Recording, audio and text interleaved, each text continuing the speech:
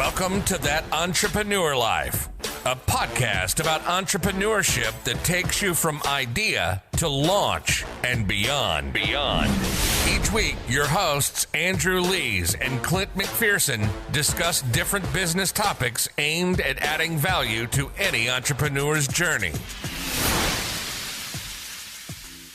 Welcome back, everyone, to another episode of That Entrepreneur Life. I'm Andrew Lees, and I'm here with Clint McPherson. What's up, man? How you doing? Not much, brother. Just excited to kick another episode off. Excited to be here with you and our special guest today.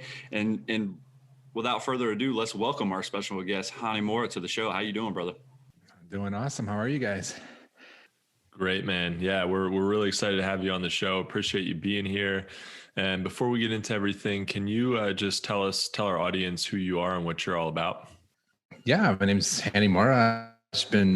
I'm a I call myself a softwarepreneur because I create software. And that's kind of what I've been doing for the past 7 years, and software for automating content and all kinds of good stuff. But yeah, I call myself a softwarepreneur. I'm not sure if I made that word up or not. I think I've never heard it before, but I love it. Yeah, I think that's a great, combination of, a software engineer, softwarepreneur. It's you can tell that you're focused on not just the back end and the engineering and stuff, but you're focused on the business part of it too. So I get all of that in one word. I like that. Yeah, absolutely. That's exactly it. So Hani, man, with a background in electrical engineering, right, and now a softwarepreneur, right, that you just described yourself as, take us back to when your actual entrepreneurial journey started, and what is it about entrepreneurship specifically that led you to where you are today? Yeah, I mean, it started probably 7-8 years ago now, and it's funny because I've always been a video guy, love video, and I've had software skills. And I just knew, I was blogging about video and it was fun. It's great. I was teaching. I love that. But I just had this moment where it's just like a light bulb hit me. I need to create a software that's something to do with video, my passion and my skills. So combine passion and skills. So I didn't know what the idea was, but I knew it had to be video and it had to be a software for video creators. And then fast forward a few months later, I just kind of looked at what I was doing as a blogger and stuff. And then we built our first WordPress plugin. I got some help to build it. But it was a tool to solve my own problem, which was taking videos from YouTube, putting it on my blog, because I was doing a lot of blogging back then. And I hated that manual process. So I was kind of scratched my own itch kind of thing. And that's how I got into it. And that was the beginning that was a very small, foot in the door, but it was a great experience and great way to build experience to grow, your entrepreneurial spirit, because you got to start small before you can tackle on bigger projects. Yeah, definitely. Yeah. I think doing it that way is a good way to do it. So you can build off of, off your experiences, and you starting small allows you to get into something without spending a ton of time and a ton of money. Right. I think some people, as a product developer myself for physical products, not software, people come to me and with some of them with really maybe awesome ideas, but they're super complicated. And I'm just like, that's awesome. But that's something that is on the level of an Elon Musk to handle, with lots of resources, maybe not time, but lots of resources at least, and I always suggest to people, hey, start out with something that is smaller in scope, a little more cost effective to get to market. And it doesn't, it can be simple and relatively inexpensive to get to market sometimes, but still be able to be scaled up. That's something too. I wouldn't suggest that somebody gets into something that has just not very much potential, because you're going to get really frustrated. You're going to learn about entrepreneurship. You're going to learn about launching a business. It may not be that difficult to start and grow, but you're going to hit a ceiling pretty soon. So I still recommend, hey, find something you can launch relatively easily and grow it as it grows. Right. Absolutely. I mean, that was how we started too. Like I started by solving one problem. Like I would say, hey, just let's solve one problem, build a small tool that does this, put it out, get feedback. And it evolved. Like the one first software, we're up to like 5 or 6 different softwares now, but the first one was just a simple tool that does one thing.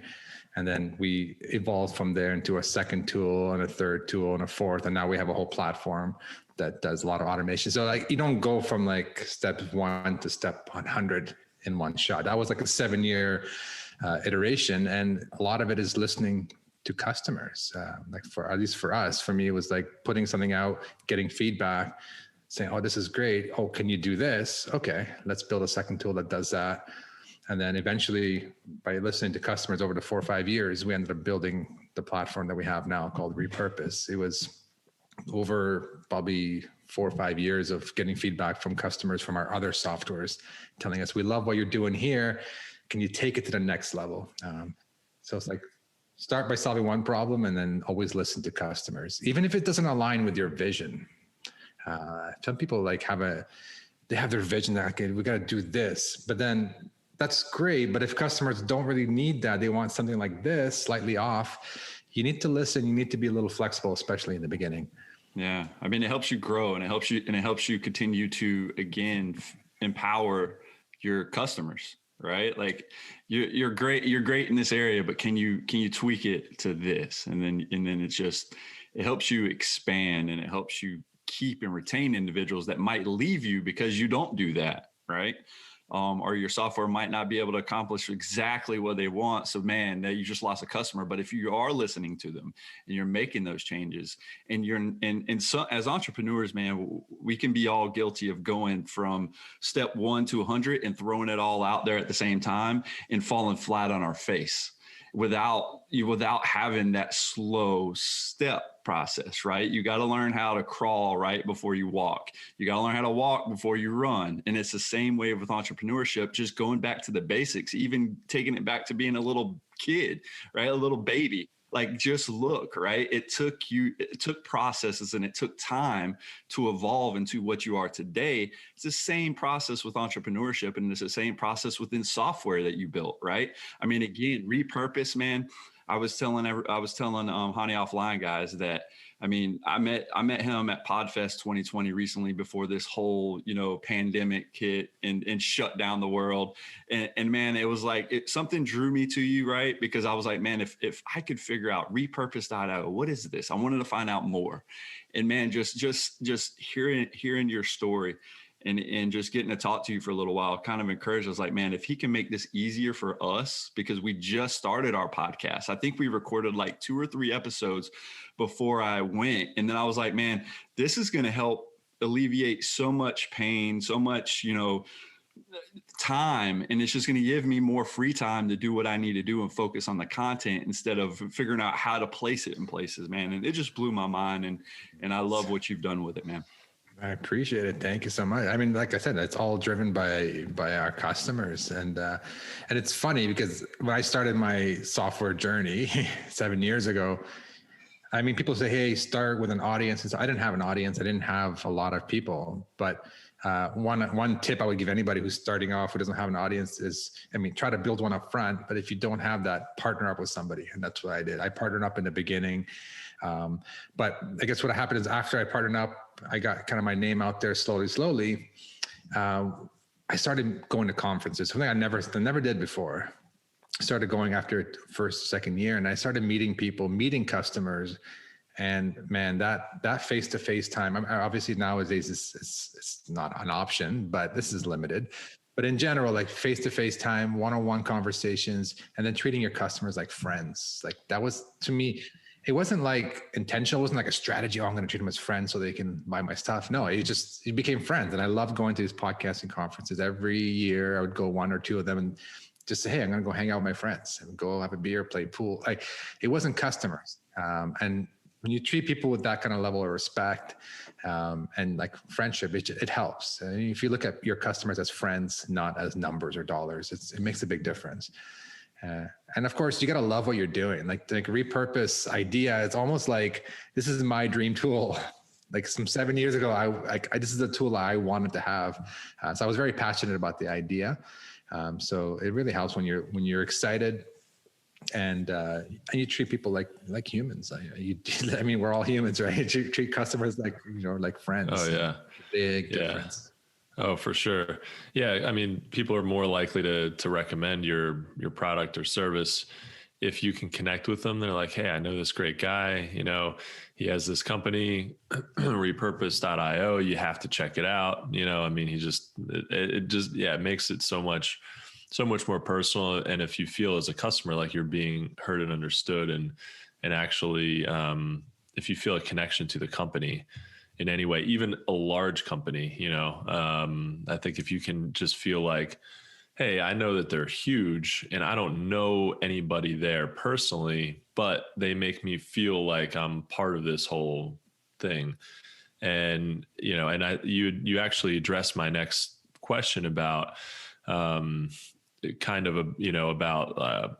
getting your product out there and testing it and, getting feedback from your customers. You talk about pre-selling a product or service before you spend a ton of time and money on it. And so, it sounds like you kind of maybe did that a little bit, to, at least to get it out there. Did you give it away for free for a while? Did you pre-sell it? How did you do that? Yeah. So, the first software before Repurpose, and when I first got started, I partnered with somebody because they had the right audience for me. And then the second software that we released after, I kind of took it over and I wanted to be more in control of the marketing and the audience. So we built a few tools in the WordPress space, and it's with same types of customers as Repurpose. So I started building my audience slowly. But when we launched Repurpose, it was about 4 years ago now, like the main software now, I said, okay, this is a new idea. Who do I talk to first? So I went to my existing customers who were buying my other products. And I said, listen, we're launching a whole brand new platform. I'm doing a webinar. It wasn't ready yet. It was like maybe 80%, 75% built. I'm like, I'm going to do a demo, give you a sneak peek. If you're interested, you can pre-sign up and pay a few $100 just to kind of secure your spot. So we did that, and we basically said we got 25 people to kind of pitch in some money and say, all right, I'm in, count me in. And of course we said, if you don't like it, it'll be ready in 6 months. So like we said, 6 months from the time you pay, it'll be ready. And you will, if you don't like it, get your money back. It's no big deal. So that gave us, that's our form of validation. That's the first time I did that with our main platform. So I went to my existing customers who already knew that they liked our stuff. But more importantly, I said, before I finish building this thing, let's have 1 or 2 features working, and let's see if people are willing to pay for it. So we ended up pre-selling. We gave people access early. And then once we launched it and then we got some traction going, as a thank you, I just said, hey, you know what? You're a lifetime customer. You don't have to pay ever again. So the first 25 people or so, they got a lifetime account for free with that very small investment.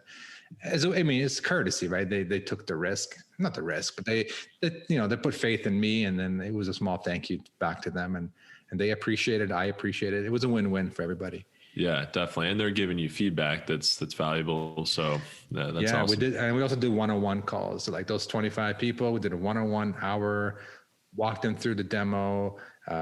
They gave me all the feedback. I had notes. I remember like pages of notes, and it's so valuable as an entrepreneur in general. Getting feedback from your users is so valuable. And so that's kind of one of the reasons I said, you know what, these 25 customers deserve a lifetime account, like just for their time and their trust.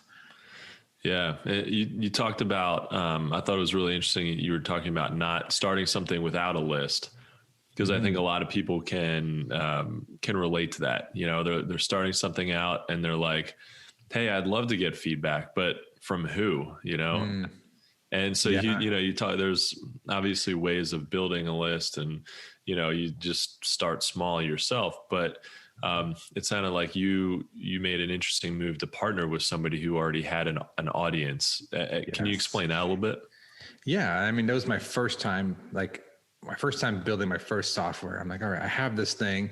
It's awesome. And to be honest, it kind of happened organically. So it's not like I like targeted somebody, say, hey, I want to partner with this guy. I mean, you can do that. And I think it's great if you have a relationship or an opportunity.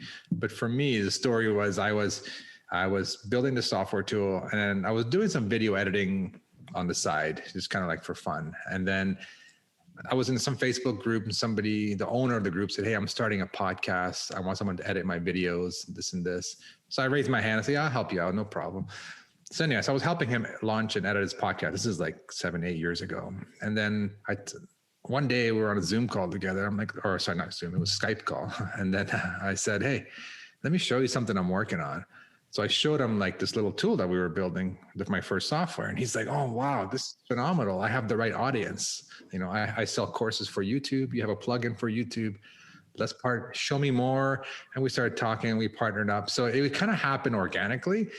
And then he happened to have the right audience and we did okay. Like we did well, but to me, it wasn't the money that was the value for me. The value was, let me put something out to the world, to enough people. And we did it in stages, by the way. So like people who were like, I was nervous. I'm like, hey, this launched to 100 people. Let's make sure we don't like have 1,000 bugs in here that, we take down people's websites, cause it's WordPress, something can happen. Right. So we launched to 100 and then we got, actually, no, we did a beta for 25 people. We got a lot of feedback. So that was the first sign. Hey, free, we gave it for free. People got feedback. Good. Then we sold it to 100. Then we got more feedback. Then we learned that we need to hire somebody for support because the support issues were coming in. So then we hired support and then we launched another 100. So we did it gradually. And at the end of the day, the lesson learned was amazing. Like the support that we need, the tools we needed to help the customers. If we just went, okay, let's sell 1,000 copies now, we would have been your reputation goes down, especially in the beginning. You don't have someone to support it.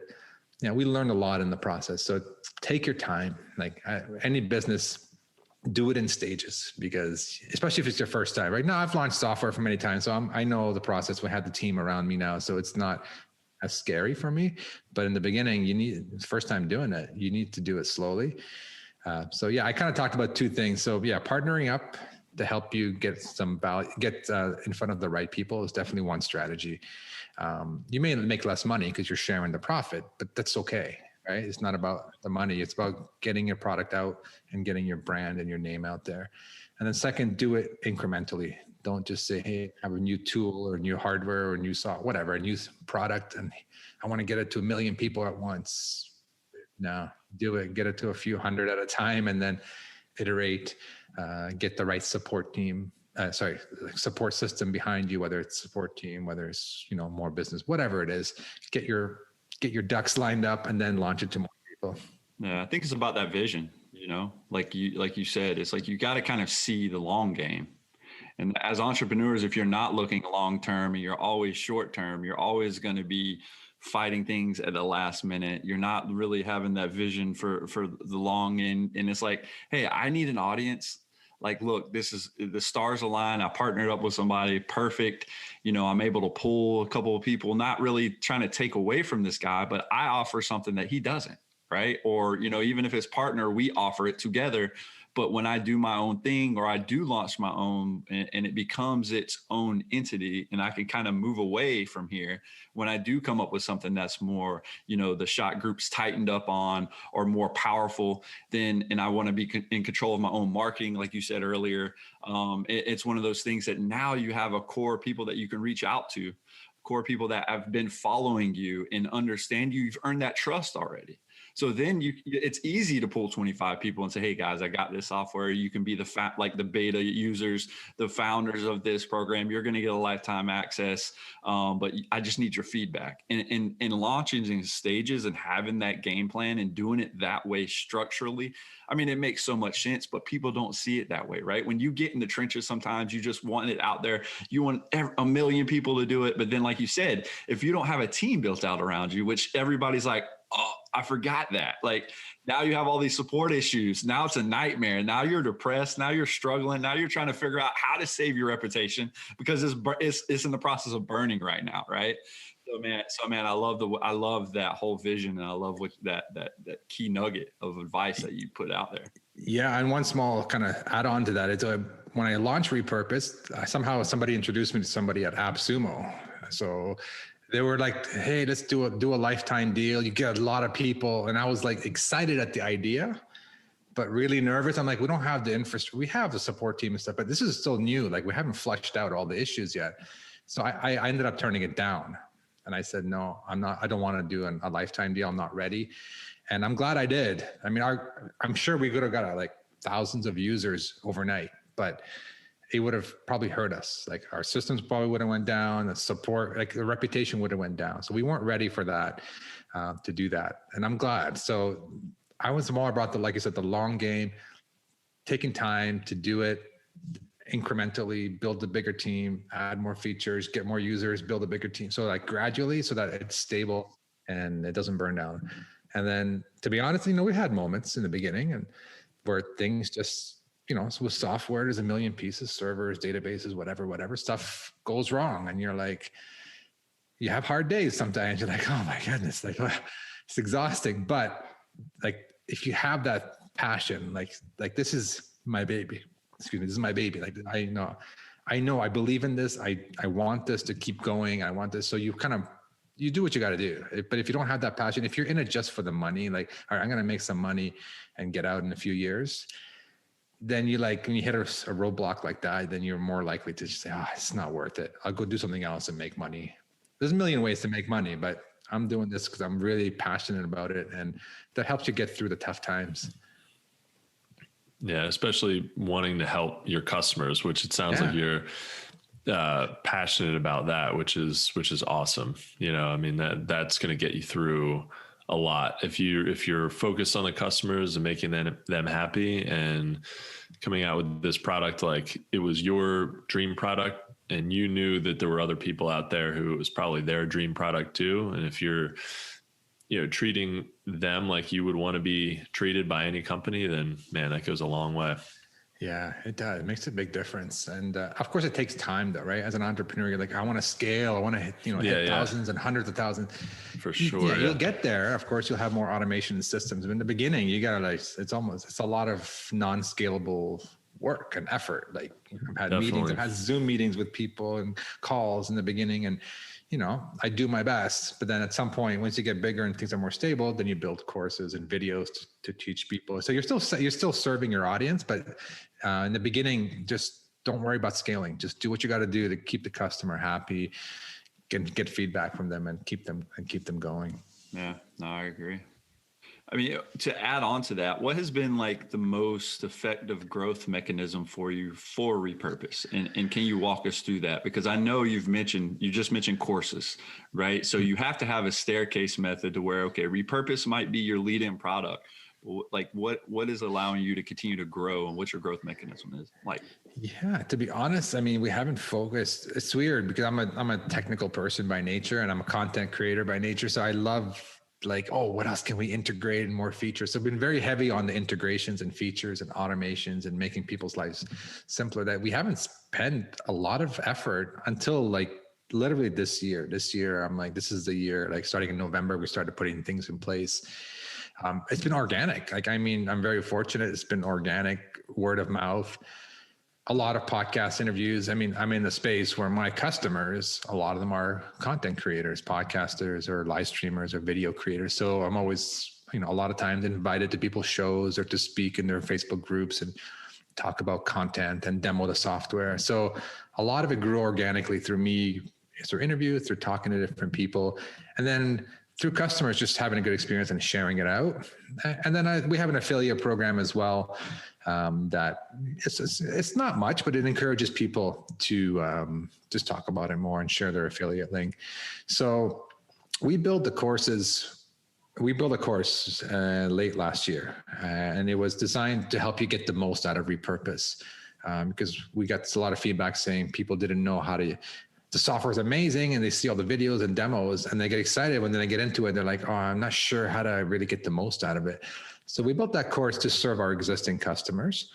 But there's a plan this year is to take that course or a condensed version of that course and help and see if we can use that to bring in new customers. So it'd be like a course where you sign up, it's a free course, you get a free trial with the software, you kind of follow along, you build your workflows, and then if you like it, then you can sign up. So initially we've been very focused on serving customers, but as of November up to now, like we're focusing on, okay, now let's be more what's the word? Use more tactics to grow. Organic is great, the best way, but it's, people naturally talk about it and share it, but we need to have some systems in place. And one of the ideas is to get that course out to the free course out to people along with a trial. So, here's the course, here's a trial, and then at least we help you get value during your trial. And then if that's something that works for you, then you can upgrade to one of our accounts. And would the idea be that, putting that content out there helps with organic, searches, people looking for that kind of thing, and they're more likely to come across that content organically? Yeah, organically, but I think we're going to have to run some ads to it and see. Like, we'll probably do some targeted ads, say, hey, if you're a content creator or a podcaster, you're looking to distribute your content, here's a free course and a free trial of our software to see if this works for you, kind of thing. So yeah, we're going to get into the paid ads space this year as well. But yeah, it's going to be organic, and also just creating content. I'm trying to be more active in creating more content. We do our monthly training calls, which is a form of content, but it's just once a month. I want to do more like smaller type of content, just be more active. But yeah, there's a lot of things in the pipeline. We've improved our support. We found like support was not available. We added it's available by email, but sometimes you just want an answer right away. Like, hey, I'm stuck here. So we added the live chat. We just launched that actually about a week and a half ago. So now there's somebody available during certain hours that you can just message, chat, even have a voice call with them. So we've been so focused on improving the experience. That's kind of been our theme since November until January, is let's improve the user's experience, and then make sure that the customer is getting onboarded properly. Like, once they sign up, do they know we have this training? Do they know this? Just get more stuff around that. We haven't, I'm guilty of it because I'm a techie and I'm a content guy. We've been so focused on like, let's integrate YouTube and Facebook and integrations and doing all this cool stuff with the software. And it does add a lot of value, but we haven't been focusing on realizing like, hey, people sometimes don't really know how to use the software very well. Like, the resources are not easily available to them. It's all there, just they don't know where to find it. Right, so exactly. We added the live chat, we added a link to the course, and etc. Right. It took me a little while to find the resources, but once I found that and watched the videos, they're very intuitive. And then also, I think I stumbled upon, or because I'm obviously a member of Repurpose, right? And we signed up for it for our podcast. I got that free course, I want to say, that you did with Doc Williams. I don't know if it's still free, but initially it's still free. Yeah. But when you still teamed up with them, it was like some ninja marketing, whatever it was, but it taught you how to really integrate what's going on and like really gives you like how to build things out. And that's how I built my stuff, dude. Like, I have two screens in front of me, right? On one monitor, I had the course going, and then I was like, okay, I'm gonna build these flows. And then I used that, and man, it was free. It helped. I think the next staircase method was something paid that you and Doc Williams, I think, went further on and did. But I basically had everything set up, and I just never really spent time to go down and see exactly what else was being added with the paid version. But it's definitely something I'm going to go and visit. But I mean, man, the value added there is like hands down probably more than you should have, right? Because the tool is already easy to use and you already got the videos. So say, hey, this is how you do it. But man, when you and Doc teamed up and it gets the wheels turning in your head as a content creator, and like, man, this is Doc said you can use this for here, or hey, I don't know, can you use this? And like, let's try it. And it was like, man, this is gold, man. So I really appreciate you putting that out. Yeah, no, we put a lot of blood, sweat, and tears. I remember like I was exhausted after making those like training videos, but it was like I needed to make it short, but also detailed so that You can do it yourself, or if you have someone on your team, say, hey, here's the videos, follow it step by step. Here's how to do from podcast to Twitter, and here's a podcast to LinkedIn, and blah, blah, blah, blah. Like step by step, the strategy and then the execution all in one course. So yeah, that course has been so valuable in a sense that it helps our existing customers really get the value out of our tool. So that's really, again, like I said, we've been focusing on getting value to our existing customers. So we might take that course and make it into that like part of that course will get bundled into a kind of like a lead magnet for future customers. That's our strategy, is to take the existing course, shrink it a little bit. It's a bit long right now, but we shrink it. We give a free trial and say, here's the videos, just walk through this and try it yourself. Or if they do that, man, it's basically a no-brainer, brother. Yeah, I mean, it's like I'm giving you the keys to the kingdom. Go ahead, you're going to be successful with this tool. Boom, you're gonna convert so many people that way. I really think. Exactly. I mean, I believe so too. Yeah, you've laid the ladder right there in front of them to crawl up it, man. And I think once they watch those videos, it's like, I'm at the top, bro. I'm good. That's it. Yeah, you gotta get the customers a win, and here's the tool, and here's the blueprint. Just follow the recipe, and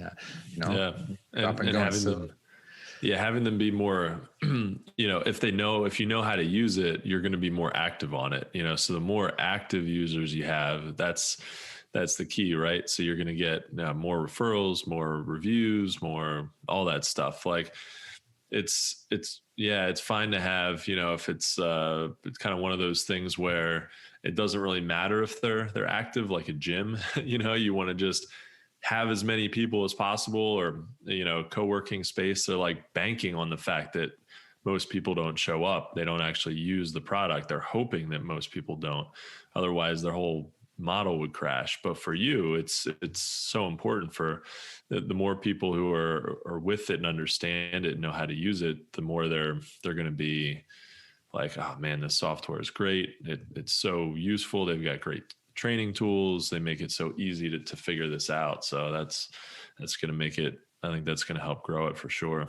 Yeah. And I mean, that's all from like kind of stems back from the feedback discussion we talked earlier. It's like people were telling us, this is great, but I don't know how to use it, or I'm not sure how to use this, or how do I do this? And then we realized we have bits and pieces, but we don't really have a course that says, hey, step 1, step 2, step 3. So that's why that was something I wanted to really build. And I built it with Doc, and things just happened. Like things lined up, we partnered up, and then I built the technical stuff. He talked about the strategy, and we put that course out, and the feedback's been amazing. Like, just like you said, like people like, wow, I didn't realize I can do so much. And B, it's awesome that I can just follow this, or just give it to somebody in my team. Say, hey, yeah, you just follow the steps and just set it up exactly like in this video. And there's no, it's great. I really think the timestamp feature, though, man, that's the thing. That's the thing that gets me pumped up, man. Because you can have this long ass video, or this thing that's just so like, but you want to pull nuggets out of it, and you're like, where do I start, right? But if you know like specific time hacks that you've like asked the question, right, to where I'm asking you something, or I'm asking somebody else that we've recorded with. And, after you have your show notes, whatever it is, and you just make sure whoever's doing your show notes, make sure they get those important, nuggets in there for you. So once they give you those timestamps, or the timestamps and can keep up with them, man, it's like you can produce so much content just with that one feature, man. It blew my mind learning that, because I was like, what? All we got to do is this. And now I can have 30, 40, however many timestamps you throw in there, you can have that many pieces of content. And that really took it to the next level for me, man. Yeah, no, I love that feature. Like, I love those little things that you could do. Like, you do one time, and then you get like a ton of value out of it. Like, it saves you a ton of time by doing it up front. You watch the audio, you jot down a few timestamps, or your editor does it, whoever does it, you put it in one place. And then, our software will just, timestamp, boom, I'm going to make the clips for you here and make the clips for you here. And it just saves you a ton of time from doing it manually.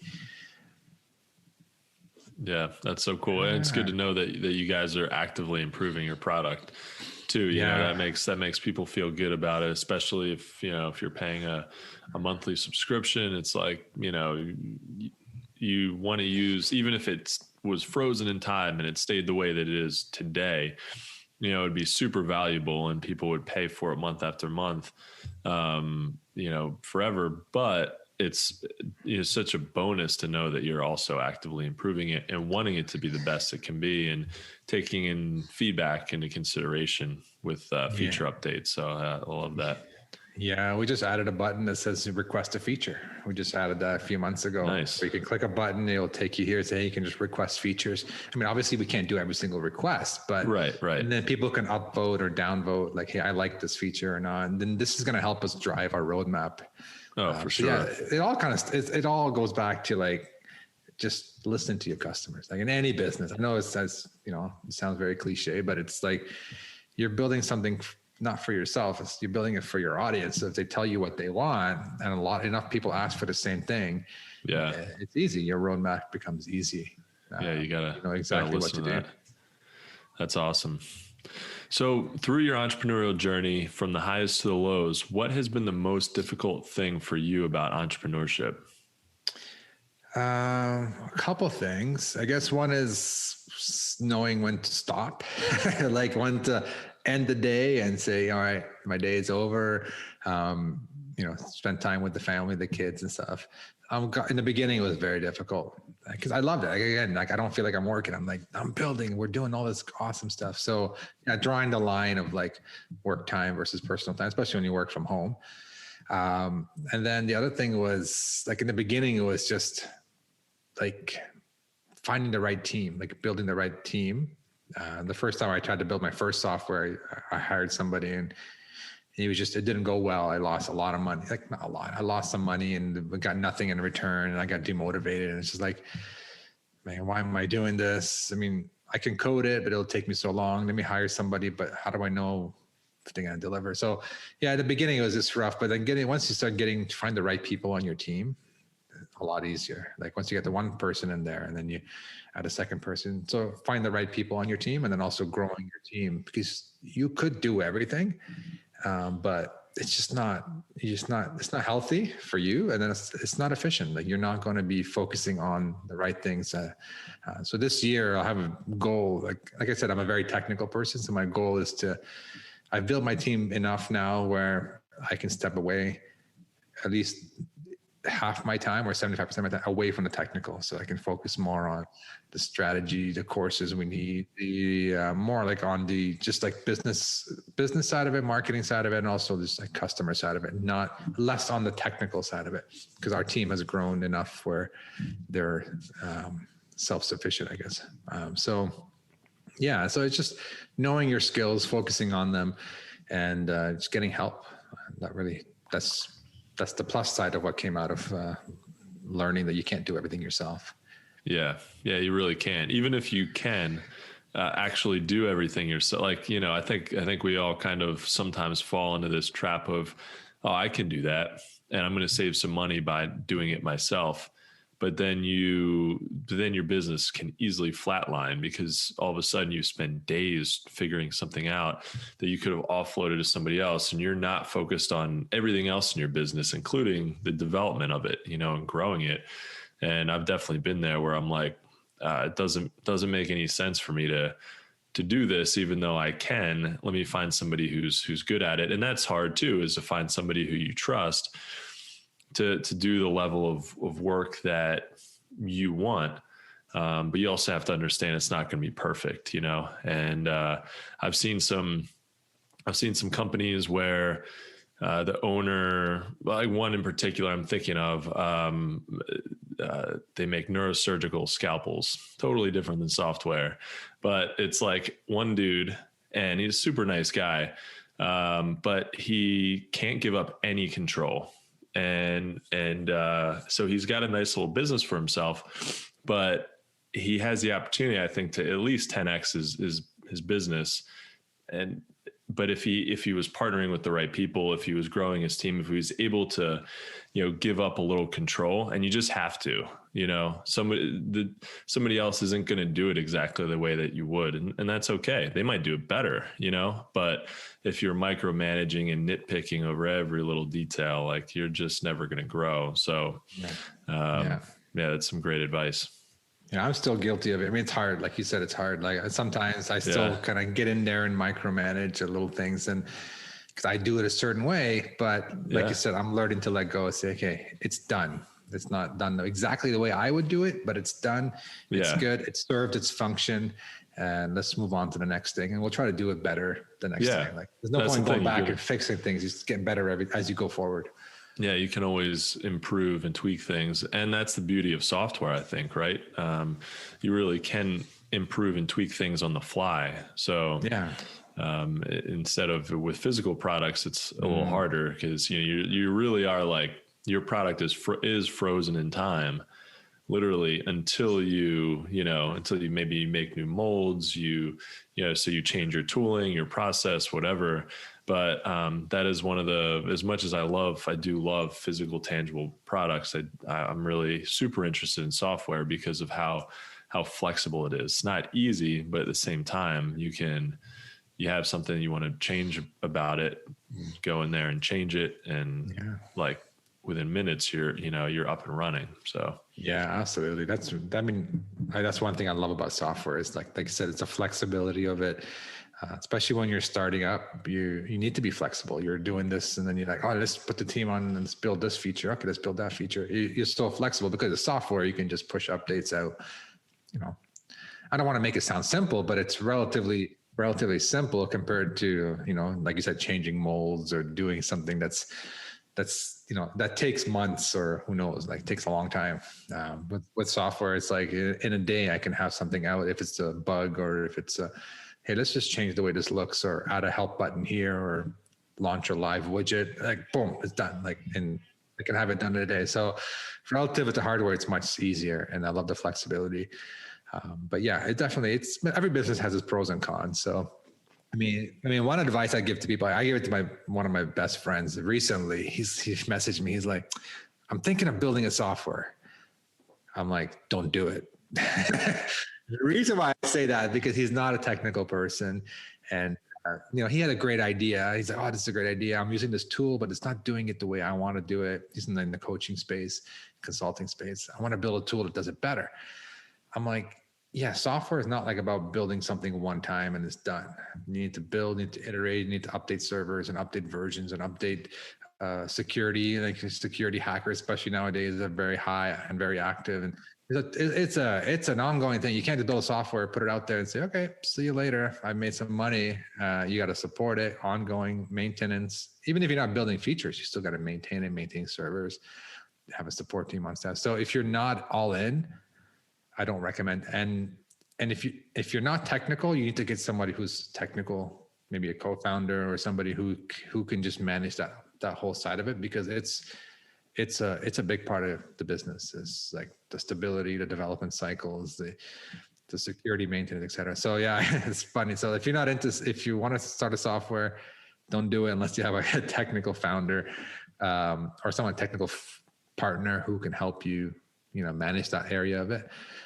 And it's you got to be in it for the long run, or a few years kind of thing. It's not like a one in, one out. Okay, let me sell some software and leave. Then kind of the other side of that same coin of it's flexible, but because it's flexible, it's always evolving and changing. And so if it's easy to change and modify things, then there's always going to be, like you said, like security threats. That's always going to be evolving, and it's kind of a scary thing. That's not you can't ignore that. If you're putting something out there and trying to scale it. So yeah, I think that makes sense. It's really like, on the one hand, it's nice that it's really neat that it's flexible. On the other hand, it means that you're constantly having to be on top of it, to maintain it. It's an ongoing maintenance versus maybe a physical product. I'm not sure. I'm not experienced in it, but I imagine once you have the mold or you build something, let's say it's something relatively simple, you get it out there and that's it. Then you just keep reproducing the same product. I'm not trying to say it's simpler, but like that's what each side has its pros and cons, right? The hardware, physical product versus software.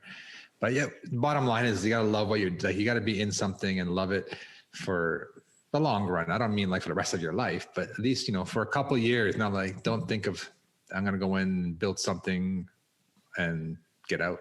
Fully dedicated. Yeah. Go all in. Exactly. do it for a few years, 1 to 2 years. And then if it's not working out or whatever, then of course you can shut it down and et cetera. But agreed, 100%, man. And as we wrap up this episode, Hani, if you can leave our listeners with one piece of advice, and you might have already shared it, but what would that be? I would say start sooner than later. One thing for me, I wish I started a lot sooner. I was nervous. I didn't build a software. I didn't do this. I never done it before. I don't have the audience. There's a lot of I don't know. And the thing is, you'll never know. You'll never know until you take that first step, and you'll learn and iterate as you go. So don't wait for all the stars to align. Just take the first step, and that may attract the right business partner or whatever to get the process going. But you won't learn until you do. So don't try to read up and then say, I'm going to read everything before I start. Learn this piece, get your foot in the door, start the first step, hire a developer or find a business partner, or whatever you're trying to do. Take that first step early and don't wait for everything to be perfect. Yeah. I mean, for sure. I mean, that you hit the nail on the head right there. And I mean, you heard it here, guys. Start sooner rather than later. And that's a wrap for this episode. But from the both of us, Hani, man, we want to thank you for taking the time into your day to helping us add value in what we're doing on our podcast. Totally my pleasure. I loved it. Yeah, it's really been a pleasure to have you on, man. And thank you all so much for listening to That Entrepreneur Life. To learn more about what Hani is working on, check out HaniMourra.com. If you like what you heard today, please subscribe to our podcast, and don't forget to download our free ebook at thatentrepreneurlife.com. Also, if you're interested in having us do some mini masterclasses this year, please contact us through our website and let us know. Yeah, for sure. And thanks for continuing to support what we do as entrepreneurs. And don't forget to join us next week for another episode of That Entrepreneur Life. Thanks for listening to That Entrepreneur Life podcast. Be sure to visit thatentrepreneurlife.com to join the conversation, access our show notes, and discover our fantastic bonus content. Don't forget to join us next week for another episode as we continue to add value. Until next time.